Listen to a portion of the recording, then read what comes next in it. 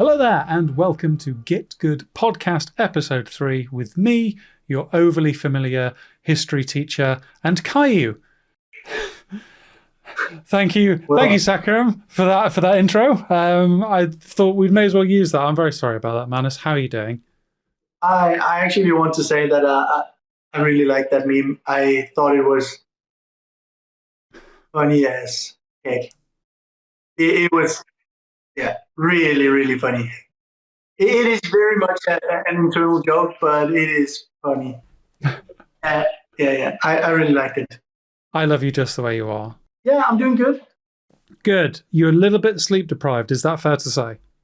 Yeah, well, baby, full-on regression. So before she can settle herself, it's gonna be hell. But it's okay. I'll sleep when I can, and I mean, we know it will pass. It will pass. That's the main thing I think to remember with kids is you just tell yourself, this feels pretty bad right now. It will pass. We will get through this. I mean, the good thing is that you're just like a baby laugh away from forgetting everything. So even if you had the shittiest of days, a single laugh from the baby, and well, I'll sleep tomorrow, I guess. Yeah, it's definitely those it's the baby conspiracy, man. Those things are hardwired to make you forget all about the pain and the agony. It's only kind of later looking back. I was thinking about this the other day. I was like, wait, when Cora was a newborn, I basically like worked a full day work, came home was with her till about 2 a.m., slept for 4 hours, and then got up for work again. And I'm like, wait, how did I do that? That shouldn't be possible. And yet you just get on with it, don't you? Because there's nothing else to do. Actually, dude, I thought about it the other day specifically, and I was like, I don't understand how people do this. Every day, people are doing it. Yep. I mean, we obviously my wife is home still, and I'm, I guess, half home, which means I can schedule everything around whatever is happening, which means oftentimes I'm actually painting and voicing and doing whatever during the night, which is fine. But I'm just saying that means my flexibility is basically 100%, right? Yeah. Other people, not so much. No. I don't understand how, like, having a demanding job and soon both parents working, and oh my God, I it's my first one. I mean, my wife did it twice already, so this is the third one for her, and I don't understand it. And when I ask her, she just shrugs and, well. I mean, what's the alternative? There isn't one, so you just kind of have to do it. Anyway, this is Dad Chat, who's not going to talk about miniatures anymore. We've decided, actually, this is a parenting podcast. Welcome. No, so I think just a little bit of housekeeping at the start, just because I was looking at the content schedule the other day. And obviously, I would like to kind of say that we have been putting out a lot of content. I think that's fair. But we're just trying to get everything a bit more regimented on a schedule. So Tuesdays and Fridays are going to be the days, whether that's on the Patreon or the YouTube. And then hopefully this podcast, if we can record every 2 weeks and then release on Tuesday on YouTube, well, that's kind of global. I think that's the best for everyone. It kind of lets people know, oh, this is when those two middle-aged men start talking. I really want to listen in. That'd be wonderful. So it's been a bit of a gap since the last podcast, but we have the talks episodes that are kind of podcasty anyway. I am fresh off a workshop with Erik Swinson. You are fresh off painting the ever-loving crap out of a Deathwing. We've both had a lot of thoughts, a lot of back and forth conversations. What do you want to start with? Should we start with my workshop? I feel that's quite impressive. I think so, especially because it leads into the next big news that I pressured you into. Yeah, you pressured me into very bad. Okay, that's good content management, Hannes. We'll be coming back to that later. You know, seed the idea. So yeah, I went to Erik Swinson's. Well, I guess caveat at the start of this, I won't be talking about Erik's lessons because I think that's his bread and butter. That's his money. If you really want to learn what Erik has to say about painting techniques in the hobby, go find a workshop or buy his book. I know that's something that he quite recommends. So it's wanting to keep that protected. But I saw that he was hosting a workshop in Element Games here in the UK, which is it co-owned by Byron from Artis Opus? I actually don't know. Byron has some stake in it. I think he's a co-owner. I'm not 100%.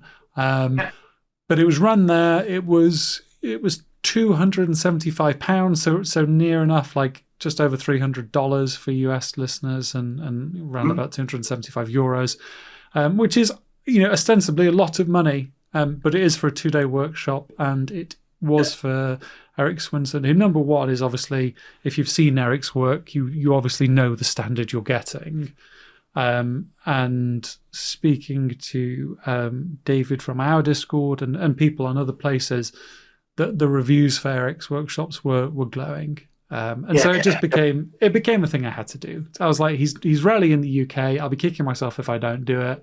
I'm sure he's got a lot to teach. And so let's go. And so, that's what I did at the weekend. And it ended up being, they have a new room at Element Games, which is just for painting workshops, which is really nice. Like tables for everyone, nice daylight company lights, go refill your water. They had, this is a little thing, but it's the kind of thing I really appreciate. They had a guy popping his head in, just be like, any orders for the bar? And so, if you want to drink a Red Bull, as Erik is a bit of a beast for Red Bull, man, as you'll be pleased to know, you could just grab that and keep painting. But I know, he's an absolute boss, as are you. So the format was basically, sit down with, there were 10 of us in the class, and actually Byron from Artis Opus took the last place, so it was cool to have him in the lesson. Gizmo Paints is also there, Golden Demon winner, at the back. And, the rest of the room was just stuffed with essentially interested, excited hobbyist painters. It was a reminder to me, I really like painters and hobbyists. Like how you kind of walk in, you're like, these are my people. This is this is like a certainly for someone like myself, who I work remotely, I paint on my own. I got a taste of obviously like sharing the hobby with other people when I went to MPO, but it's slightly different here. It's like we're all going to paint together, and we do hobby hangouts in the Discord and stuff, which is nice. But it was very much kind of that on steroids, I guess is the way I'd phrase it. So we arrive. Erik, super chill, super nice dude. Probably, I've heard him described as humble. I wouldn't necessarily say that. I think he knows he's a damn good painter. But he's like, well, he is. Yeah, and he is. Yeah, like his whole thing is basically, I'm going to be chill. I'm going to tell you my knowledge. I'm going to instruct, and then you're going to paint. And I think that was the kind of format of both of the days, was start with theory, apply it, come back to theory, and then you're spending the bulk of your time painting a bust. We were painting these chimera busts. They're really nice, good quality, and the course was kind of color and light day 1, and then non-metallic metals day 2, which I think is probably a good format. I agree.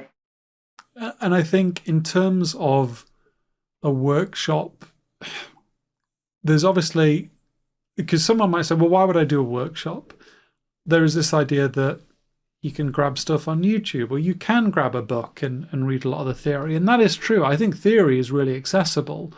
But what changes is that you're doing it and then you're immediately applying it. So there's no like watching a YouTube video and thinking, oh, I'll apply that in the next project, or maybe the one after that. You're immediately applying the knowledge. And then secondly, which is probably the other thing that can't be understated, is that Erik's wandering around saying, so you get to correct it. Yes, let me see where you're at. Like, and then and I'm not gonna lie, I wish I could be this cool person to be like, I didn't care. It's like, no.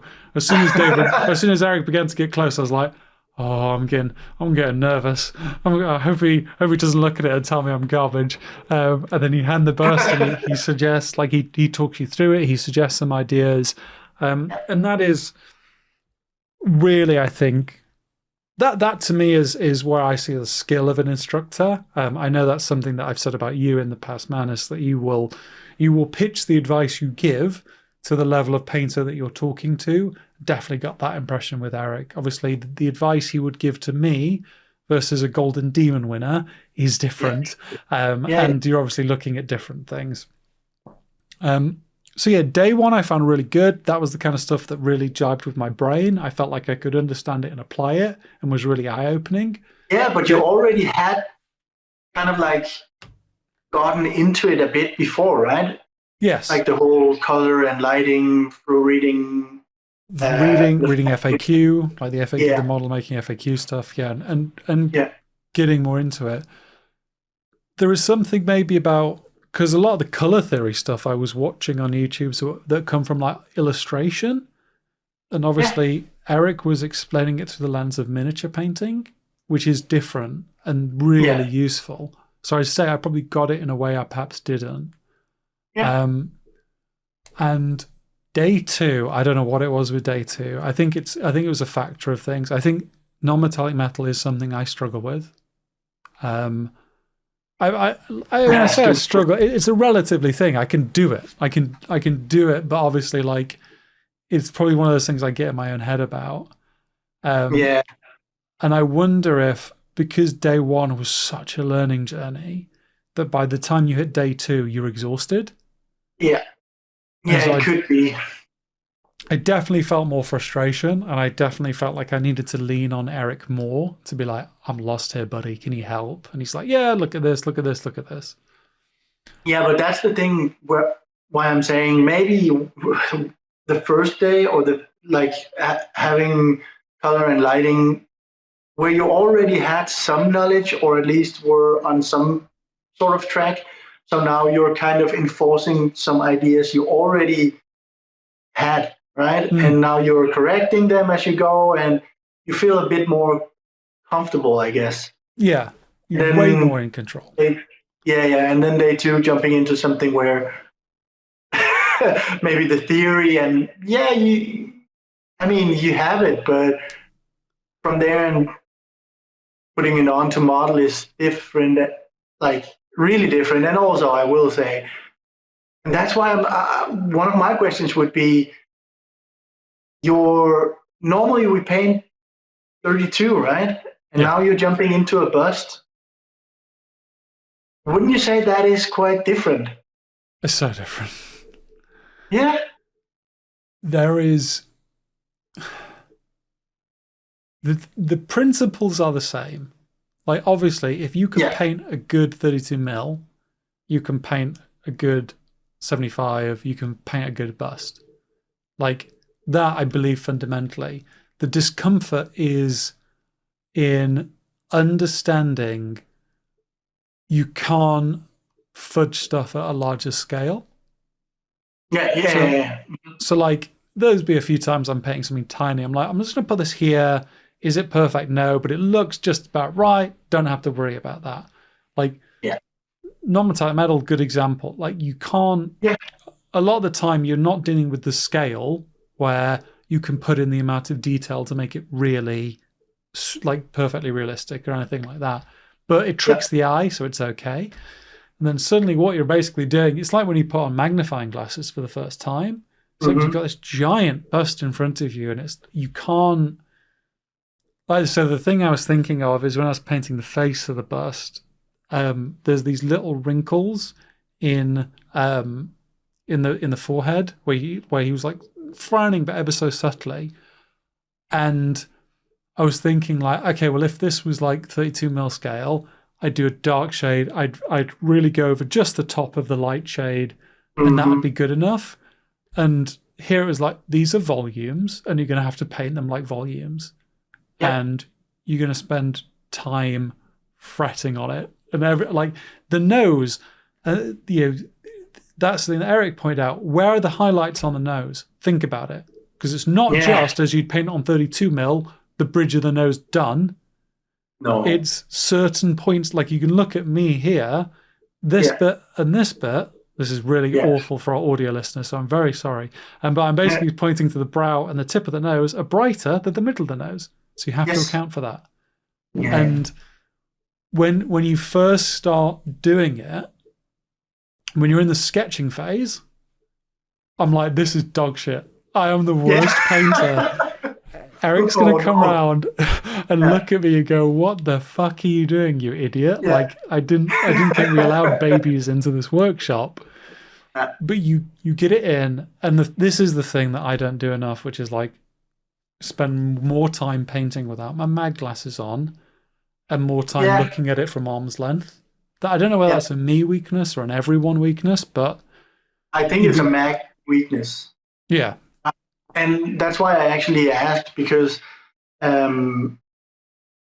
like when you see some of those posts of the super realistic space marine faces, right? You can see that it's like the wrinkles, the jump in value is not very high. They're there, of course, but a wrinkle on a forehead would not be like black and white in value jump at all. Yeah. And you're painting much more, like the nuances are more subtle on the bust, right? Yeah. Because you don't have to exaggerate the features as much. But also, I think the whole idea that you would look at a bust holding it in hand, you wouldn't take it up 2 inches from your face and looking at it like you maybe would if you were looking at a display model 32, because you want to be able to see every detail. So you would bring it very close actually to your face. You probably wouldn't with a bust, right? Yeah. And so you're really painting for another scale, which is why I asked you, didn't you feel it like kind of not much different, but somewhat different? You know what it is, I think, ultimately, and this is an intensely personal thing. I wouldn't necessarily project this on everyone, but for me, it was so freeing because you have a canvas. Like, so I'm painting that Rotbringer Sorcerer. I've had 2 areas where I thought I can branch out a little bit here. One is the parchment paper because there's a flat, and the other is the belly because it's an orb. I really enjoyed painting both those areas because I could be a bit more artistic. Yes, completely. With the parchment, I could say, like, what freehand do I want? And with the belly, it was a real desire to make it look like bulging and like textured and fun. Yeah. And so when you're met with a bust, all the areas are quite large, and so you can just go for things. Like it made me rethink Arnau's Valkyrie and understanding that he didn't paint. He could have painted that non-metallic helmet one way, but he understood that he had space to show something and wanted to show it. Yeah. And so you begin to think of it much more as an artistic endeavor, which is not to say that 32mm isn't artistic. Of course it is. But you have different beasts. Yeah. You have more opportunity to make decisions. And therefore your piece has way more of you put into it. So I'm definitely going to paint another bust. Like that's a core takeaway. Yeah, and it's not like I understand that you can have 32 look like if I painted a one specific 32mm and you painted it, they wouldn't look the same, of course not. But I mean, they would be more similar than if we painted the same bust, for example.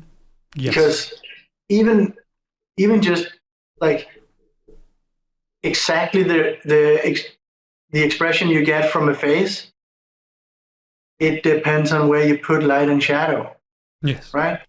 And if you go a bit more in one direction, it could look vastly different because expression is pretty complicated, right? Yeah. I mean, you can do that, but you would need a surgeon's magnification to do that on 32. So a lot of 32, the faces look kind of the same, right? Yeah. Which is obviously not true for busts at all. No. And that's... And you really saw that at the very end of the class where everyone put their busts next to each other, like the family photo. And I was looking through, I was like, there's so much different interpretation here. Like, would I have done this way? No. But I also appreciate it's an artistic decision. I really like the way this ended up looking. Yeah. So it was so eye-opening. I'm really, really glad I did it. It was a tough weekend in terms of learning and getting out of the comfort zone. And there was one bit where, like, often we're really hard on ourselves in terms of, like, are you improving? Are you learning? Are you trying to push yourself? Certainly if you're doing display painting and trying to push into competition realms, like I think I am, I know I am. But there was a bit in the course where Erik was talking about, like, moving out the sketching phase, and he's like, look, this is about blending them together. I'm not going to teach you to blend. And it's like, yeah, of course not. We're not here for that. But I had a moment of panic of like, wait, what?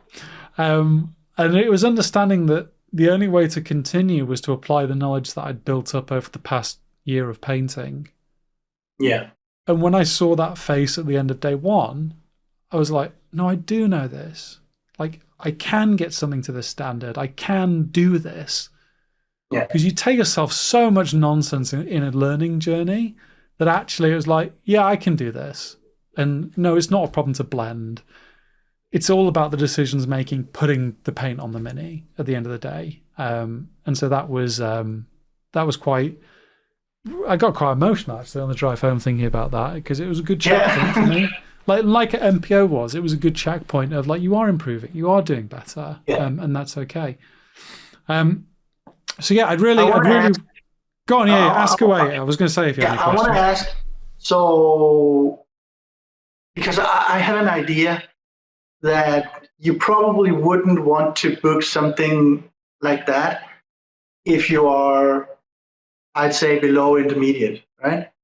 That's the idea I have in my head, because you want to have some idea of brush control, and you want to know how to blend stuff, and you want to at least know what is light, what is shadow, how does a midtone affect things in some way. I'm not saying you should be a master at it at all, but I'm saying you wouldn't want to jump into something like that coming from, I don't know, the whole base coat shaded, edge highlighted.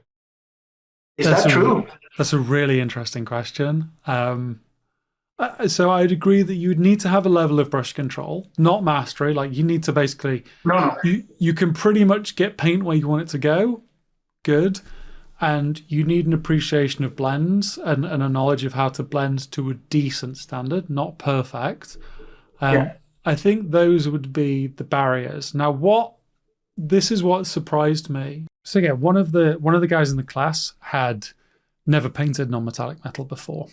And it was interesting because Erik asked that question, have any of you not painted an MM before? And he put his hand up and he said, I think you might do best, because he was coming into it with no preconceived notions about what he had to do. Yeah. And then a really interesting thing happened in that on day two, I think he was, well, I didn't think, because I know Erik said this in terms of, like, helping to improve his confidence, but like, he was really doubting himself.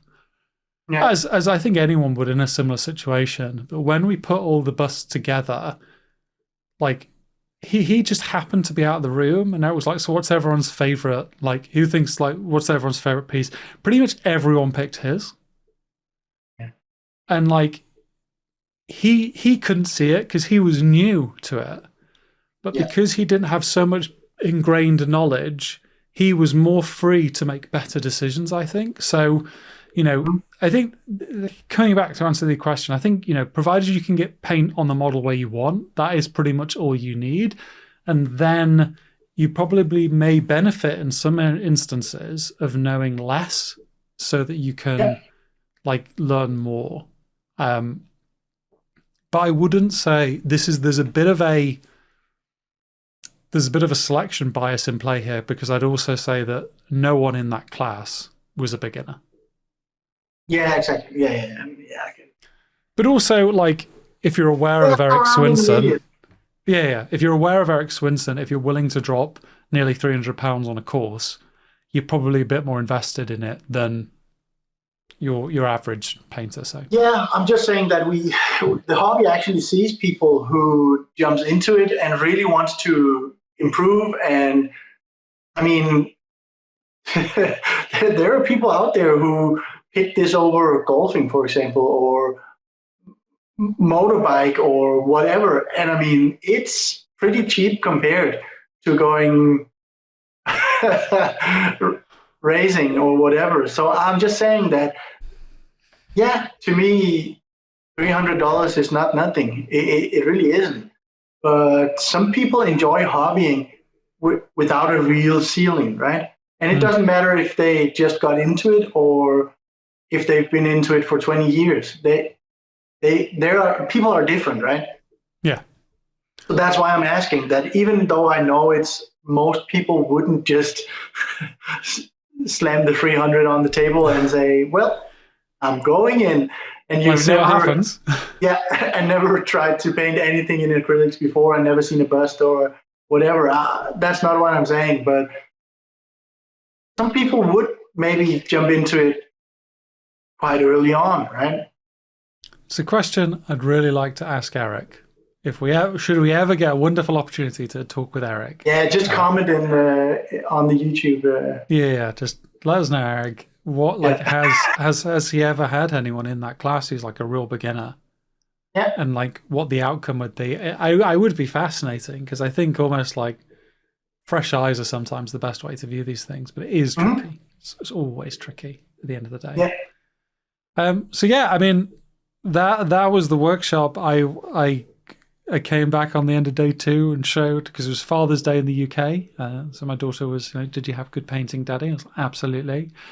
I showed the bust to the wife, and she was like, this is really, really good. So I was like, right, good. This is the dopamine hit I need. Thank you very much.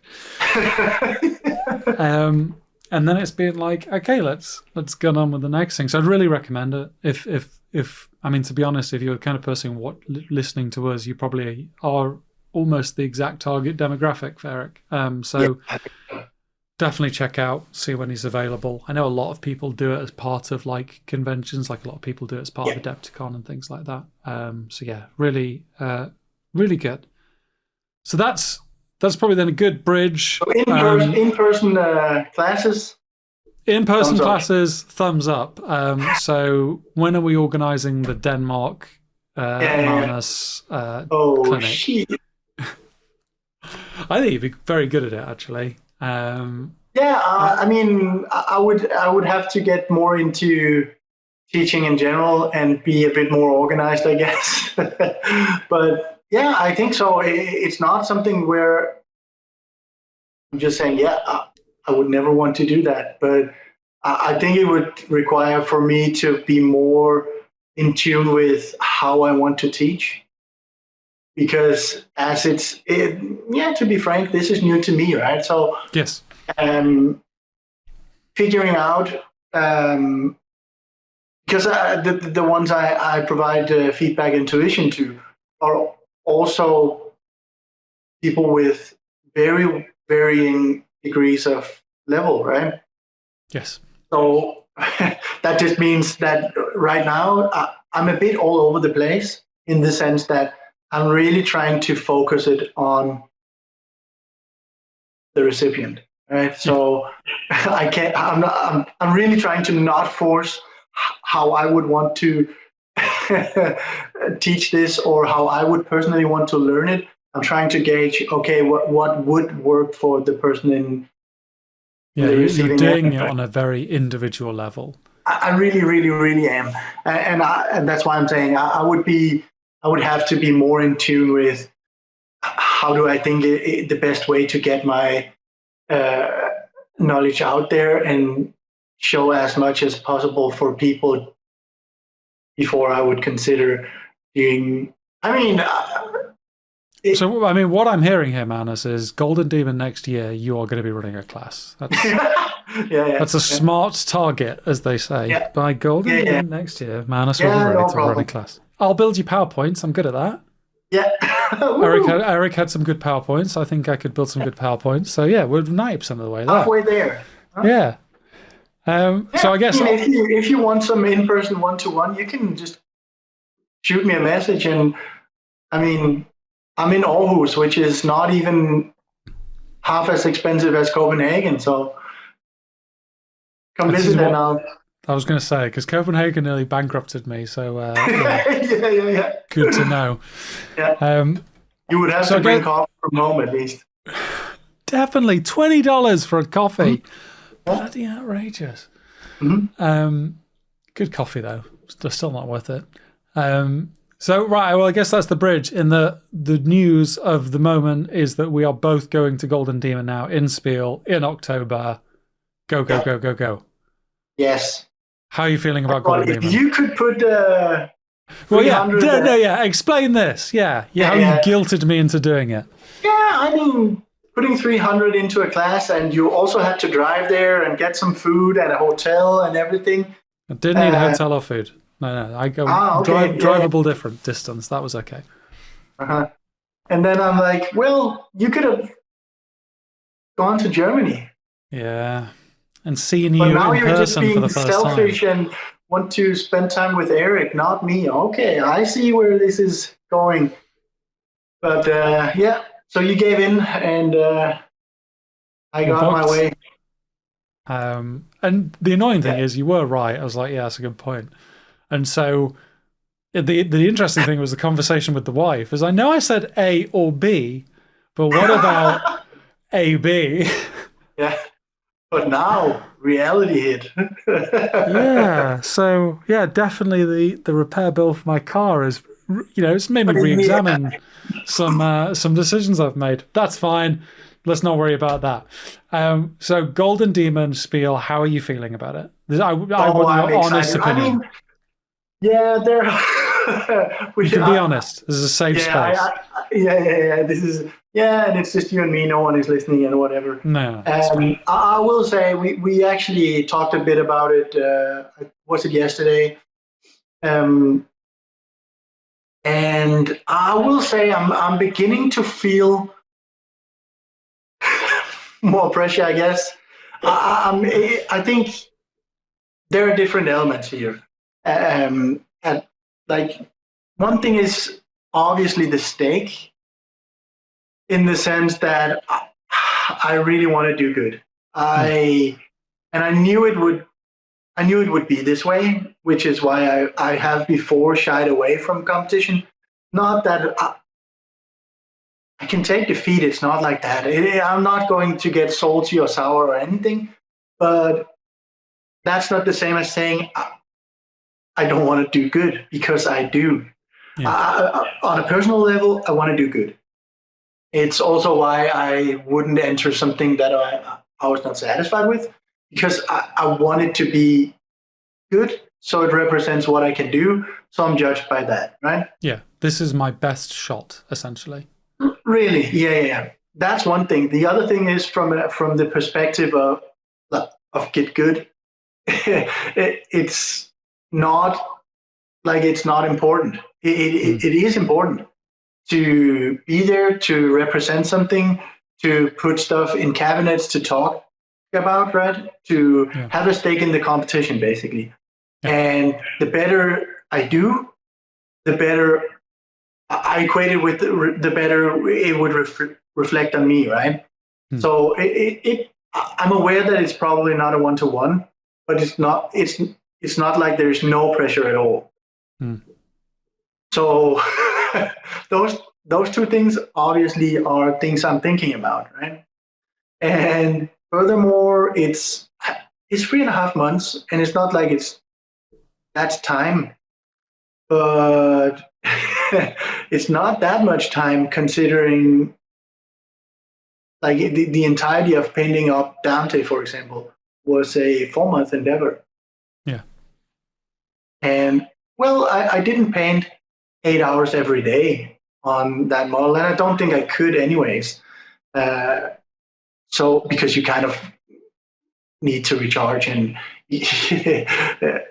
well, I couldn't at least, but it still stretched those 250 hours or however long over something like 4 months. And I mean, maybe if at that time, most of the time I did have a day job, so it would be different now, of course, but it's not like I could cram it down in 2 weeks or whatever. So time is a thing too, considering what is feasible to really painting up and entering. Yeah, that's a concern too, obviously. And yeah, we do content, and real thought goes into what content would fit with what people. I mean, I think I've said it before, but yeah, I would love to film some of me finishing up, for example, Bastion, but it would be real bad content.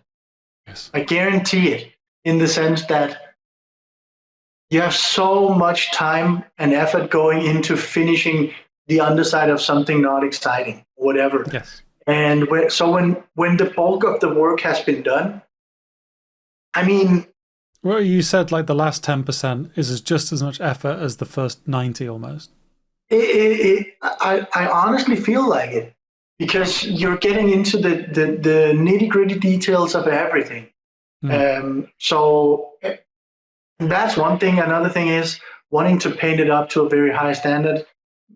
It is kind of tough doing under a setup. I mean, I know that, for example, Aaron painted not all of, but most of his horrors under his painting setup, and he has a very nice setup.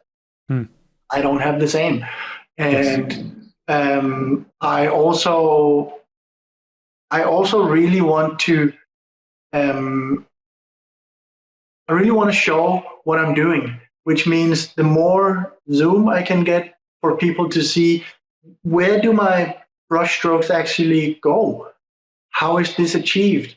Instead of having more of a general sense of what is going on. So the more exact and precise I can get, and how to show it, the better. That means doing an inner edge on the chest eagle on a Space Marine or whatever. I can't really go into that detail because physically it's almost impossible for me, because it is right at the limit of what I can actually do. Yeah.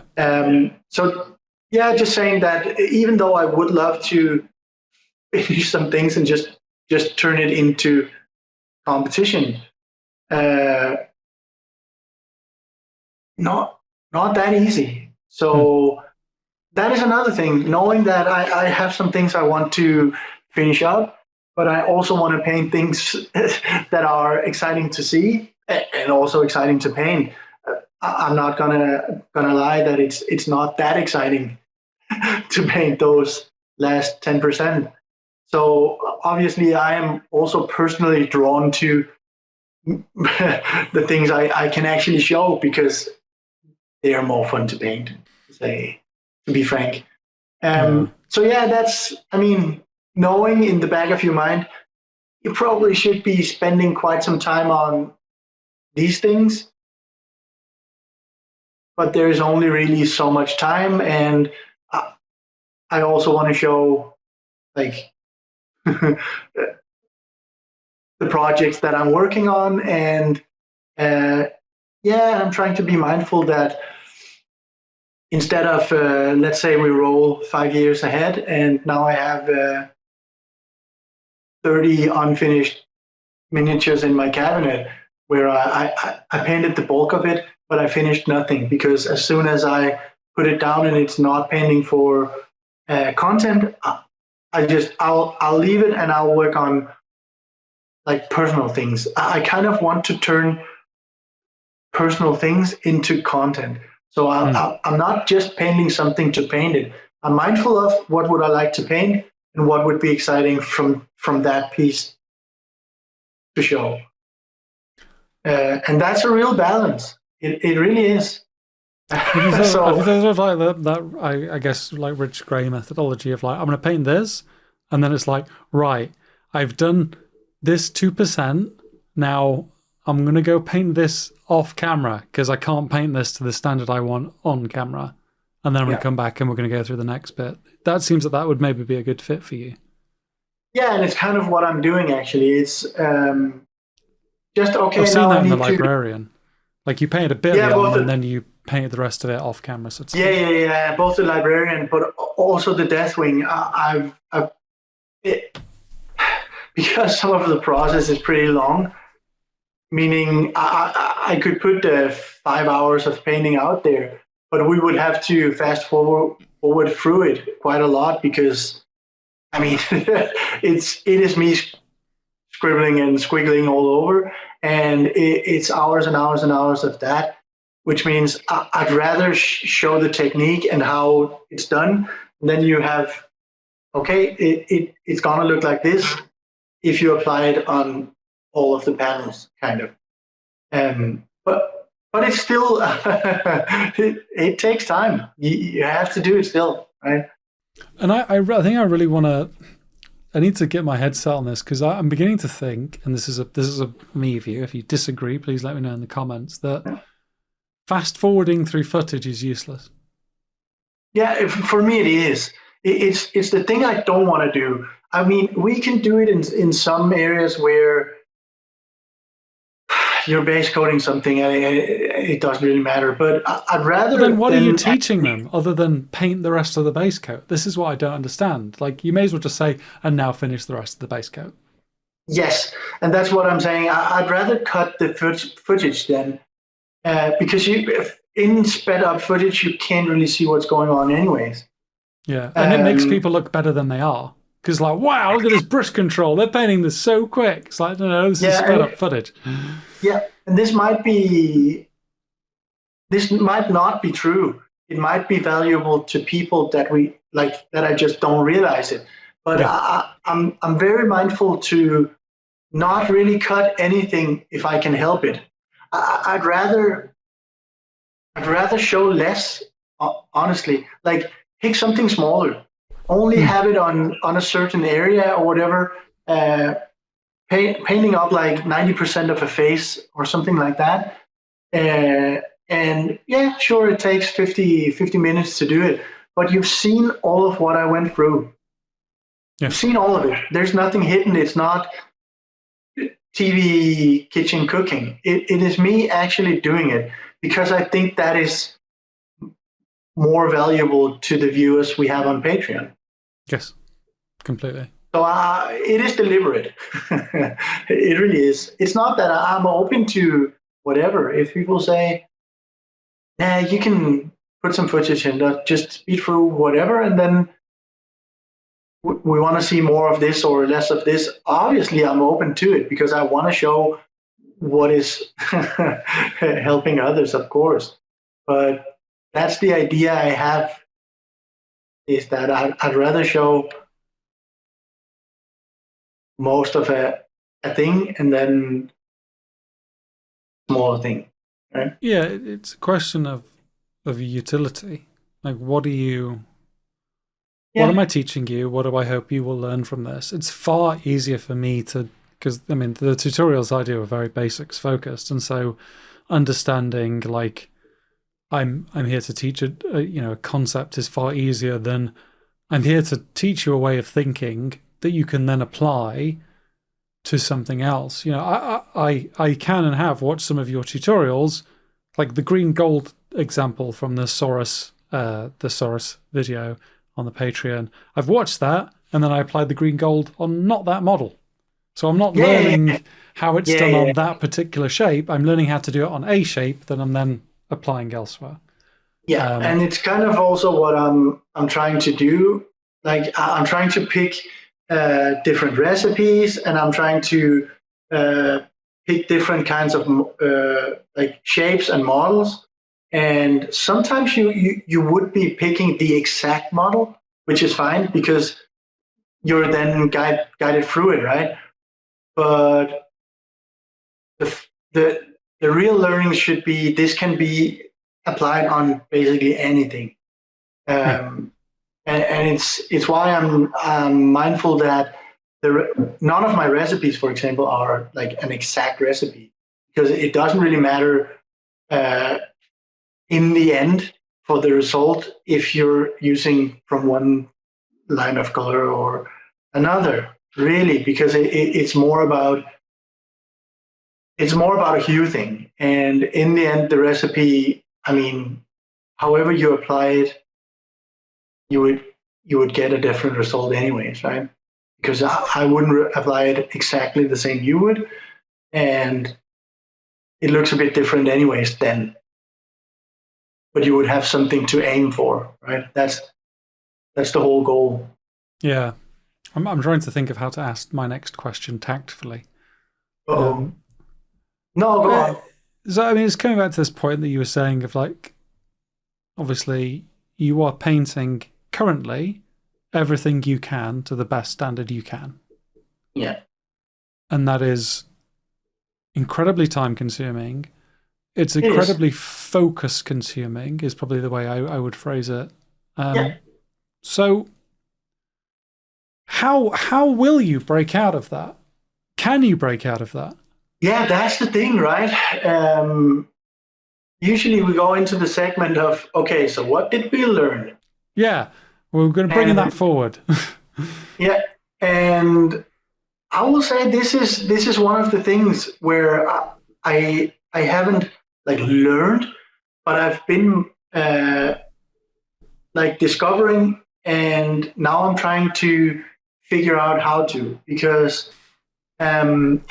to be quite frank, I started the Deathwing Knight as something I wanted to paint, obviously, because I generally don't pick something I'm not interested in.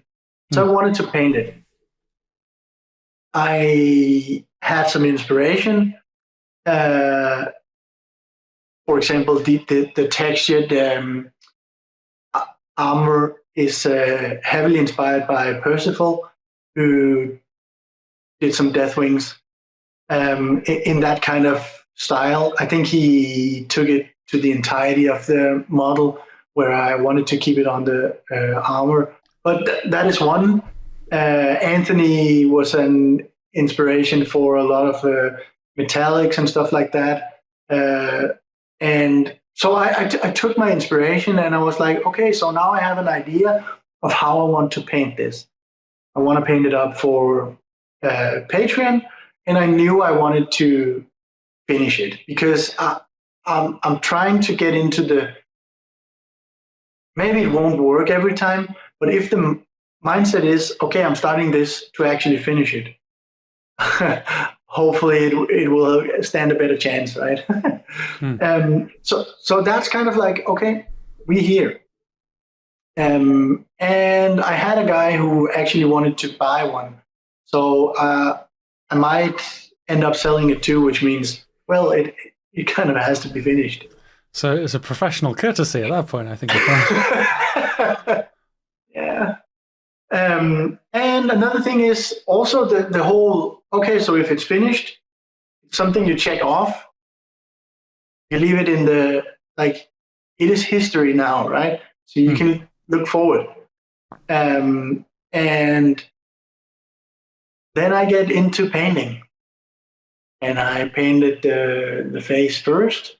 And because I wanted to do kind of that, the photorealism kind of approach, or at least trying to approach it as close as you can get in an hour of footage, essentially. I mean, yeah, and then I spent a couple of hours refining it and whatever. But I mean, just to try and push a bit, and I think you also, when you try something, you get another kind of respect for it, right? So you can, oh wow, this is really quite hard, right? So obviously I wanted to try that out, and it kind of sets the tone for the piece. And I don't know what it is, but then I just wanted to push on and keep on doing that on the entirety of the model, right? And it takes so much time because it will end up being 100 hours of work on a model that was something for YouTube that you would, or not YouTube, but Patreon. And then when it was done, you would sell the end piece, and it has done what it was supposed to. And I wasn't going to just like bang it out and then whatever, but it was never intended to be quote unquote a perfect piece, right? And getting kind of dragged into, I could do this a bit better. I guess I should. Yeah, this doesn't look quite right. Maybe I'll just change it. Oh, it would look really cool if I make these into pearls or whatever. Well, they're really small, but so I could have gone with, I mean, a dot of top light and a dot in the bottom for a bounce light. Yeah. Be done with it. Nah, I'll spend 3 hours on it instead, right? And if you do that on every single detail, yeah, it adds up, right? It adds up real quick. It really does, and it's not like 100 hours seems like quite a lot, but if every session is a 5-hour session, I mean, 20 of those and you're there. So done. Easy. I mean, yeah, but it not easy, but and it does take time and it does take effort, and it is something that this particular I would say end of last week, this particular week, I have felt the I'm kind of done with this model, and it comes creeping. Yeah. Where you're excited about everything, then you're still excited about some things, and then edging towards the territory of I'm not really excited about anything. It's now I just need to finish it. Yeah. And it's something I haven't thought about it too much before. I started thinking about it because I have a tuition with Rudy, and not to out anyone, but he's kind of in the opposite camp. He wants to finish things, which means he gets pulled into, this is fine, I think this is good enough. And then instead of spending maybe, let's say, 5% extra, he finishes it. Yeah. Where I'm the polar opposite. I spend 100% extra, where it's sometimes not really needed. I'm Team Rudy. Finish your goddamn model. Yeah, and I mean, I think that's not a bad quality actually, because it means you can work on kind of like forcing yourself into, okay, I want to take my time on this. I know it's not my go-to, but this model, I want to take my time on it. Sometimes I will put it down, and I will work on something else to get that satisfaction of like finishing something. But this particular model, I'm taking my time. It is hard being the opposite. Is it a level question? Because I don't think it necessarily is a level question. I think it is obviously it's also I think a style question, because my particular style, the way my things look, is quite neat and quite detailed, and the lighting I put on, everything is quite well lit, because I want to be able to see every detail. It's not like Of course, I force a light direction on it too, but I'm taking a lot of the details very far. So I think it is a matter of style too. I think it's more, yeah, maybe it is a level thing in the sense that the only reason I say this, just to give more context than me just saying that, because and I'm strictly referring to myself here, not Rudy. He's his own man. I think he's a very high level painter. For me, when I'm working on a model and kind of nearing completion, because I view myself as like, well, I'm always learning. I'm like, the bit I don't nail, I'm like, okay, well, I'm still learning how to do that. Maybe I'll get it better on the next one. Maybe I'll get. Whereas you, who are far more of a master, obviously you're still learning, you're still improving. You can't give yourself that out. You're like, no, I know I can do better. I'm going to really go for it. Yeah, and I think maybe actually,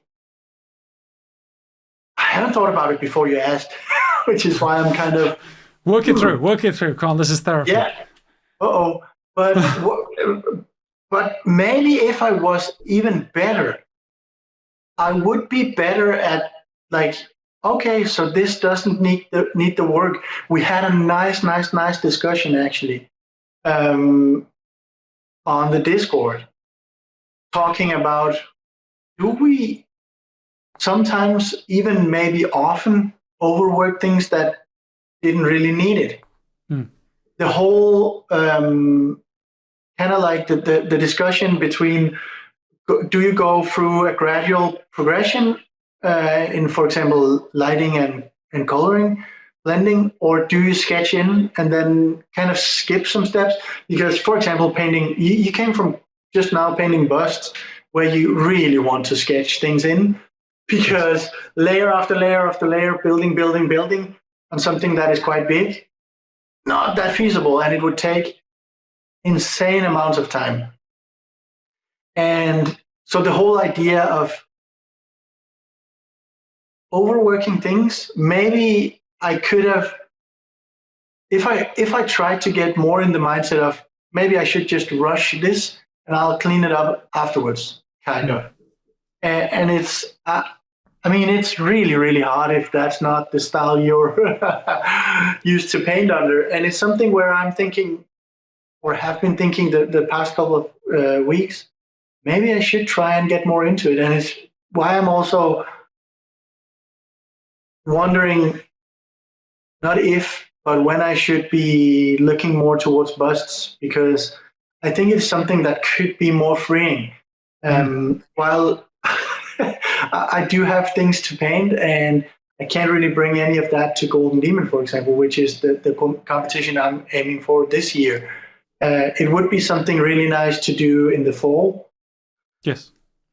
To bring for next year. And it might be freeing some of that, the whole, I need to put every little dot and pixel right. Because it's really not the skill you're painting for, and the competitions are looking for other stuff in general, or at least valuing other stuff, while going in with a perfect, quote unquote, perfect paint job into Golden Demon is expected to do really good. Maybe like the finish and smoothness of a blend or whatever is not that highly regarded in other competitions, whereas the lighting you put on, the colors you chose, textures you've built in, whatever it is, has more say in those competitions, right? So it is something that I'm thinking more and more about it, and because it is something for me personally that I want to try out and evolve into, and maybe it can free up some of that kind of getting stuck into, I want to do this perfect and I'm doing it this way because I know that that's what works for me, right? Yes. So it's so easy, just do it. So what I'm hearing just is, do it. Yeah. No, next year we have the Manus workshop, and after GD we have you painting a bust. Yeah. Easy. Definitely. Yeah. I'm Yeah, really painting very canvas annoyed is when you annoying. start painting a bust and nailing it. I'll be like, God damn it, this guy can do everything. Yeah, I mean, it's. I'm just hoping for me, it would be something different and something where you can be a bit more artistic. And it's not Yes. like I'm not trying to shit on anybody because I am firmly in the camp of not being that artistic. I can paint. I can paint Warhammer models, and they look very good. But it's still with the kind of like the glasses on, looking, okay, this is a, a Warhammer model, and I'm basically rendering what is given to me it, in a nice way. Whereas there are definitely painters out there who are much less coloring by numbers and much more expressing uh, art on a 3D medium. Whereas, well, they didn't choose a canvas, they chose a 3D model, but it is very much art on that model. And See, I disagree slightly. The only reason why I'm really excited for you to paint a bust is the fundamental belief of mine is you have to know the rules to break them. And I think you really know the rules. And so it'd be very interesting for you to say, I'm outside. I'm not constrained by this tiny 1mm ridge that I have to paint perfectly. So what am I going to do here? That's going to be quite an interesting thing for me. Yeah, and I hope it could be something where I feel like evolving from the whole, okay, so I'm painting a toy soldier to I'm actually putting art on a canvas that is a 3D canvas, right? Yes. I'm painting a toy soldier to I'm painting a toy bust. That's the only way to think. No, they are. No, you're right. It is honestly, it is a canvas. Yeah, and it's not the same kind of painting. It's you have to put different thought into it, and you can't get away with the same things. And I'm not saying one thing is better than the other. I have huge respect for the people that can put tiny, tiny detail and make it look really good and realistic on a small model. I'm striving for it every day I paint. So it's not. I'm not shitting on anybody. I'm really trying to say, for me, it's just something different. I can relate much more to painting of a perfect 32 than I can to, for example, Arno doing an incredible bust, because I don't relate to it. Stuff. Yeah. Yeah, Arno just being Arno. I know. I'm looking forward to that. Probably more than anything. Me too. Not as much as GD, obviously. No. That's first, and that's the sides we have set, and I'm excited for it, and I'm starting to be a bit anxious and stressing a bit, and that just means, well, it's what it's about, baby. I'm just kind of throwing myself into it. Like, I do not have your worries. I am not expecting anything, but I do want to paint something to the best of my ability to enter it, because I think that's part of respecting the competition and having some skin in the game. And I'm already stressing about that, but in a good way, and like in a way of like, I want this to be good. I want this to be an accurate reflection of my skills.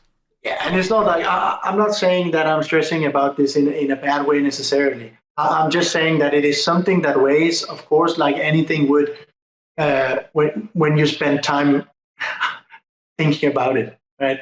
So of course it takes some energy, and is that bad energy? Not necessarily. No, it's just it can be good.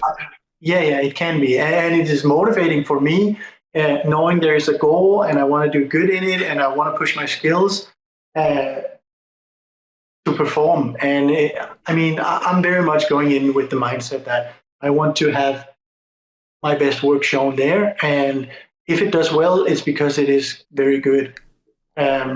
So it's not like I'm hinging everything on it. It's not even like that. I'm just mindful that, of course, there is some stake in it too, right?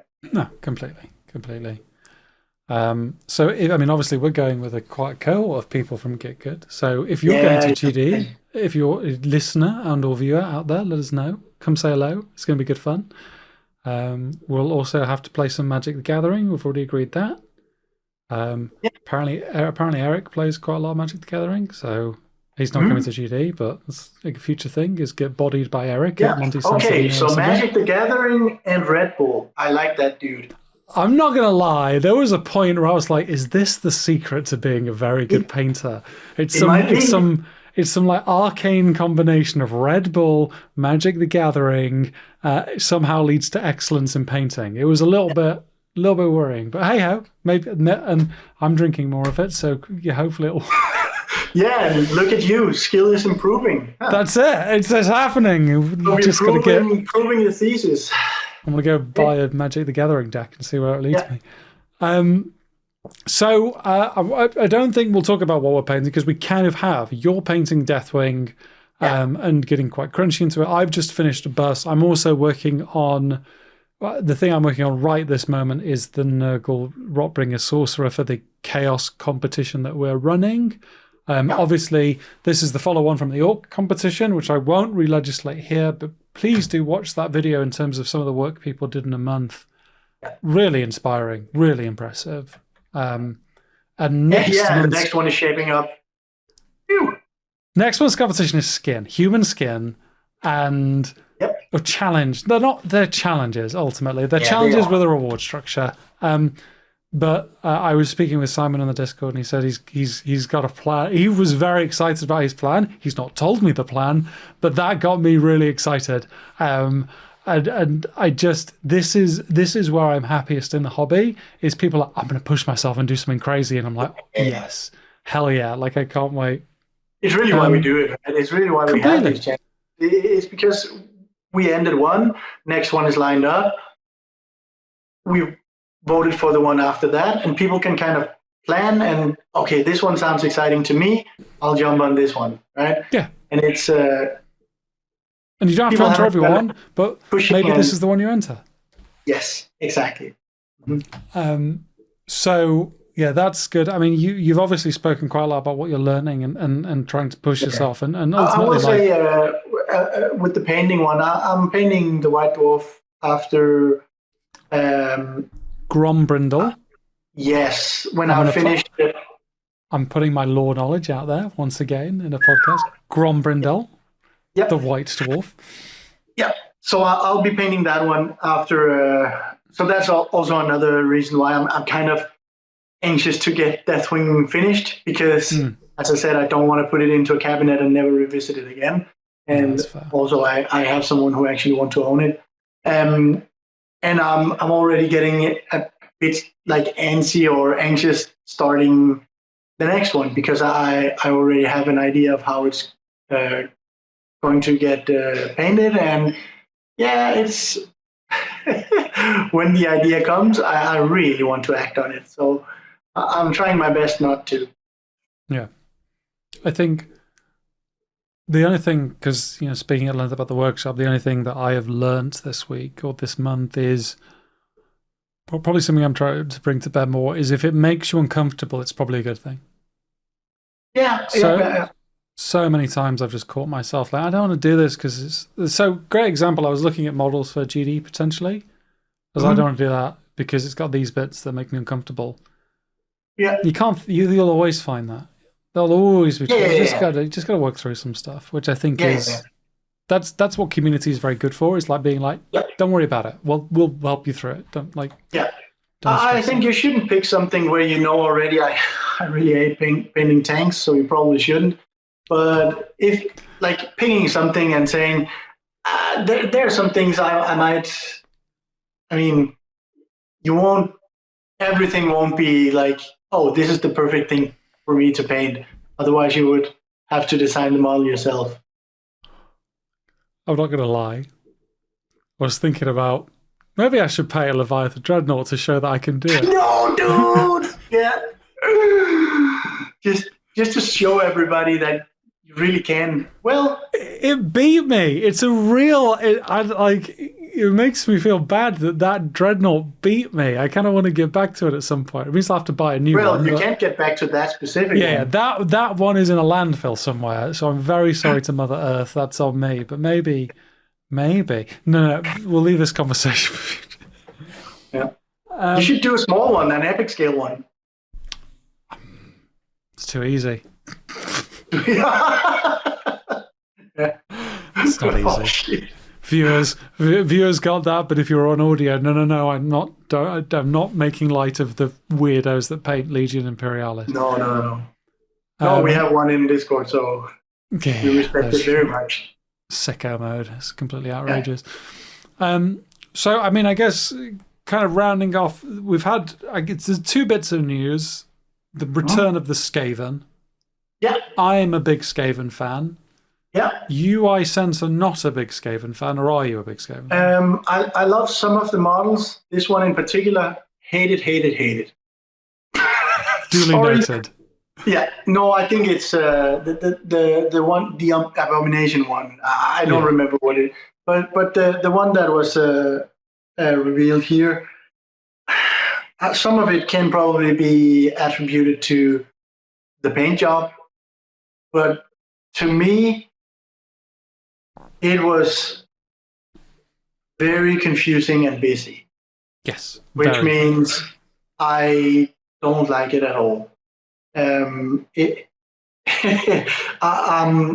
you can kind of tell from the way I paint too. It is like the cleaner, the neater, the better for me. I want people to be able to clearly distinguish the details, and that model definitely didn't do it for me. It's not to say that you can't do a fantastic paint job on it, and probably it could be nice, and sometimes also that the angle that they show them are not the best for the model itself. So it might be different, but I personally, nope, hate it. Fair. I mean, I like mangy, weird, gross stuff. So it's like that Necromunda abomination that was released the other day. Oh yeah, but that one. That's clean. That is very clean. I actually really like that one. Very different from the other one. Yeah, I actually really like that one. Be a good GD entry. We said everything we talk about is just like, if it's not 40k single or AOS single, we're like, could I enter this? I'm looking at the 3.5 months and thinking, well, I probably couldn't, but yeah. Worth a go. Because obviously that box, any of the Stormcast, Greg, because you are a Stormcast guy, you've got a Bastion. I kind of am, in the sense that they tick more of the boxes for me. I will say that I don't think I'm gonna paint up that one. I already have one of the Axe guys kind of in the sights, so I think that will be the one I'm choosing. And as I'm not painting army or anything like that, I'm not gonna paint 5 different Stormcast models. That'd be you for the rest of your life. Yeah, just buy one box and then this is gonna be the content, guys. Just enjoy. No, actually, after we talked a bit about Jane Saw and stuff like that, I'm wondering if I should paint up a certain Drukhari, and I'm toying with the idea. We'll see. Yes. Yeah, Bruce is nodding and saying you should. Absolutely. I just love watching everything he paints, to be honest. I'm very biased though. Then, I mean, obviously, there's, in terms of the Mindwork Brom Kickstarter is concluded. I'm really excited for those models. I am on board. I am bought in. If you still haven't painted a bust by the time that they arrive, I might give you one of my models to force the issue. That's probably where I'm at with that. They are gorgeous models. And I think fantastic busts, and the value on that Kickstarter is huge.